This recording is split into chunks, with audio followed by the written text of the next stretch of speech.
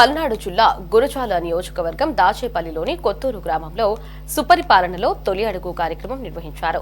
ఈ కార్యక్రమంలో ఎమ్మెల్యే ఎరపతినేని శ్రీనివాసరావు కుమారులు, యువ నాయకులు ఎరపతినేని నిఖిల్ పాల్గొని గ్రామంలో ఇంటింటికి వెళ్లి ప్రభుత్వ పథకాలను వివరించారు. ఈ క్రమంలో ప్రజలు ఎదుర్కొంటున్న సమస్యలపై ఆరా తీశారు.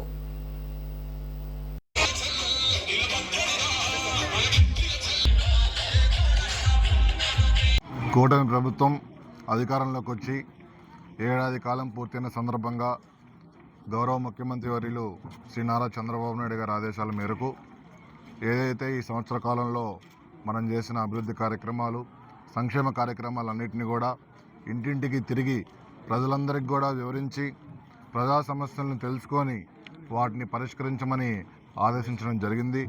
అందుకనే ఈరోజు దాచేపల్లి మండలంలో కొత్తూరు, అదేవిధంగా సారంగపల్లి, అగ్రహారం గ్రామాల్లో కూడా తిరుగుతున్నాం.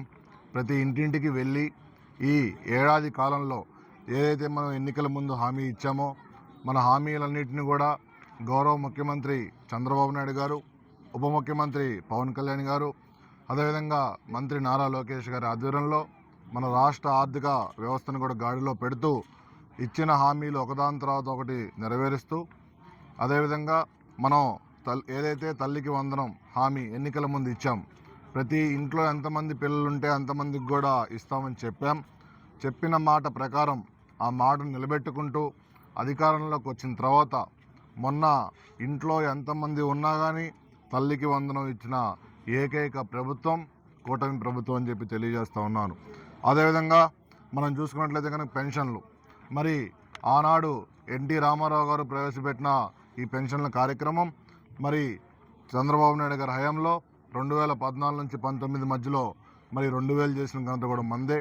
మళ్ళీ అధికారంలోకి రాగానే 4000 చేస్తామని చెప్పిన మాట ప్రకారంగానే 4000 కూడా పెన్షను మొదటి తారీఖే ఇంటి దగ్గర ఇవ్వడం జరుగుతుంది. అదేవిధంగా మనం దీపం పథకం, అర్హులైన కుటుంబాలకి ఏడాదికి 3 గ్యాస్ సిలిండర్లు ఇస్తామని చెప్పిన మాట ప్రకారం ఏడాదికి 3 గ్యాస్ సిలిండర్లు ఇస్తూ ఇంకా డబ్బులు పడాల్సిన వాళ్ళు ఉన్నారు, అది కూడా 2వ విడతలో వేయబోతుంది. అదేవిధంగా అన్నదాత సుఖీభవ, ఏదైతే రైతులందరూ ఇబ్బంది పడిన పరిస్థితి గత 5 ఏళ్ళుగా, అందుకనే రైతులందరికీ కూడా అండగా నిలవాలనే ఉద్దేశంతో అన్నదాత సుఖీభవ కింద అర్హత కలిగిన ప్రతి రైతుకు కూడా ఏడాదికి 20,000 రూపాయలు ఇస్తామని చెప్పారు.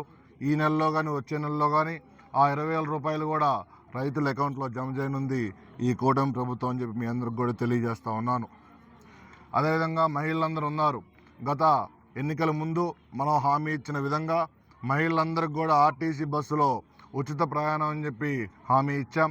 ఆ ఉచిత ప్రయాణం అనే హామీని కూడా రాబోయే ఆగస్టు 15 నుంచి కూడా మనం అమలు చేయనున్నాం అని చెప్పి తెలియజేస్తూ ఉన్నాం. అదేవిధంగా యువత అందరూ ఉన్నారు.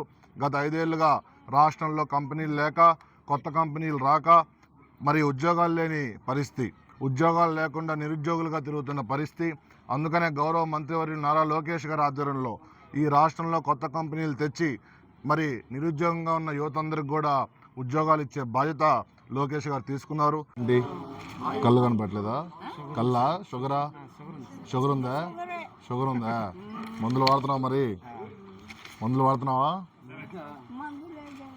మందులు వాడట్లేదా?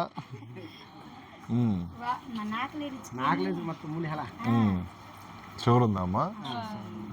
బాగా అంటే హైగా ఉందా? షుగర్ బాగా ఎక్కువ ఉందా? నార్మల్గా ఉందా?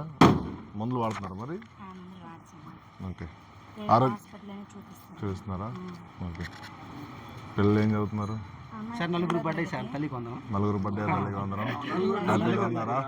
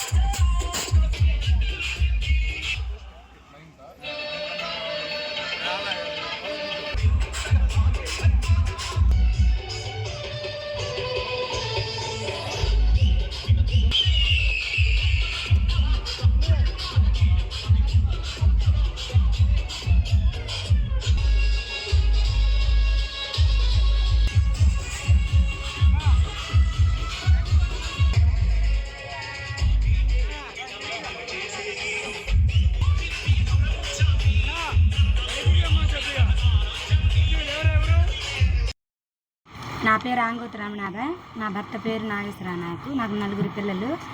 పిల్లలకి తల్లికి వందనం పడ్డాయి. మొత్తం 52,000 పడ్డాయి. నేను హ్యాపీగా ఉన్నాను. ఈ ప్రభుత్వం నాకు చాలా ఈ సంవత్సరం గత ఏడాదిలో మేము పొలంలో చేసుకున్నా కూడా అంత డబ్బులు రావు. ఈ సంవత్సరం రేట్లు ఆపైనా కూడా మాకు 52,000 లక్ష రూపాయలు సగం అమౌంట్ పడ్డాయంటే మాకు హ్యాపీగా ఉంది. మా కుటుంబం అందరం హ్యాపీగా ఉన్నాం. ఓకే, థ్యాంక్ యూ వెళ్ళొస్తాను. ఆరోగ్యం జాగ్రత్త. ఓకే.